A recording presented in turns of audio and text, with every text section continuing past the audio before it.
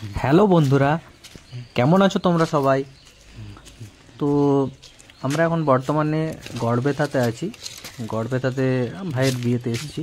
তো এখানে এসে আমরা কিন্তু নদীর ধারে একটা সুন্দর মন্দির, মা তারার মন্দির, সেখানে কিন্তু আমরা দর্শন করতে চলে এলাম। তো চলো মন্দিরে ওঠা যাক। আচ্ছা, এইখানে দেখতে পাচ্ছ খুব সুন্দর জায়গাটা, খুব নির্জন, ঠিক আছে? এই জন্য বিশেষ করে আরও বেশি ভালো লাগছে। এখানে যেটা বলি হয় খড়গটা, খটাটা, এছাড়াও এখানে বিভিন্ন অনেক ধরনের গাছপালা আছে।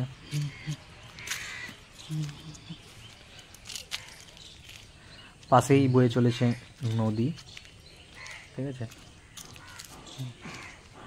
এইখানে একটি শিবলিঙ্গ আছে।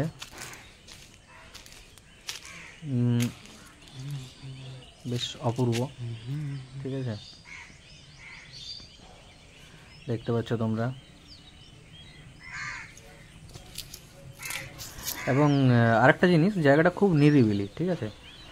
মানে এখানে টাইম অনেকটা কাটানো যেতে পারে। আমরা অনেকটা টাইম এখানে কাটিয়েছি।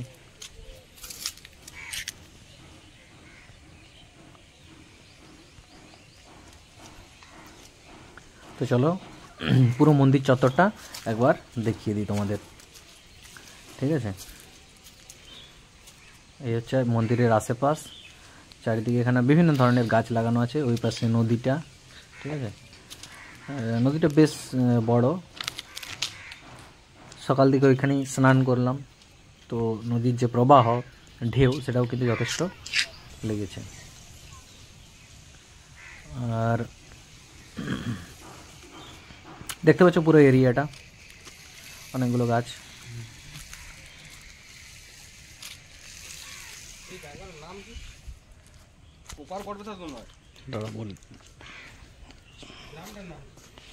চলো এরপর আমরা মন্দিরের ভিতরে ঢোকা যায়। মন্দিরের ভিতরে ঢুকে আমরা দর্শন করি মা তারাকে। আমিও অনেক ছোট্টবেলায় এখানে এসেছিলাম, তারপর থেকে আর আসা হয়নি। তো সেক্ষেত্রে আমারও দর্শন করা হয়নি। দেখতে পাচ্ছ মা তারা। সকলের মঙ্গল করুক।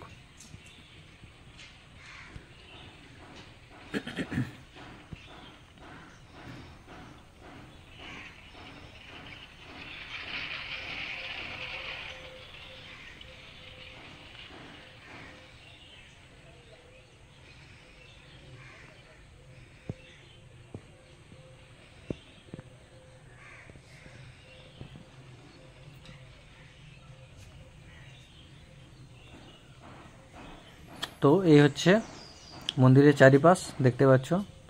মা তারার দর্শন করালাম তোমাদের। আর এই হচ্ছে মন্দির। মন্দিরের আশেপাশে বিভিন্ন ধরনের গাছ কিন্তু লাগানো আছে। বেশ সুন্দর, মনোরম জায়গাটা, বেশ মনোরম। তো এই জায়গাটা হচ্ছে, এটা হচ্ছে মন্দিরের মুখ্য দ্বার, যেখানে ও মা তারা লেখা আছে, এটা মুখ্য দ্বার। আর এখানে সামনে দেখতে পাচ্ছি, এখানে বেশ সুন্দর কারুকার্য করা আছে। হ্যাঁ, নারকেলের যে খোলার মধ্যে কিন্তু বিভিন্ন ধরনের গাছ এখানে লাগানো আছে। তো আজকের এই ছোট্ট ব্লগটি তোমাদের কেমন লাগলো অবশ্যই কমেন্টে কিন্তু জানাতে ভুলবে না। ভিডিওটি ভালো লাগলে অবশ্যই লাইক করবে, আর চ্যানেলে নতুন হয়ে থাকলে অবশ্যই চ্যানেলটিকে সাবস্ক্রাইব করতে কিন্তু ভুলো না। Bye bye.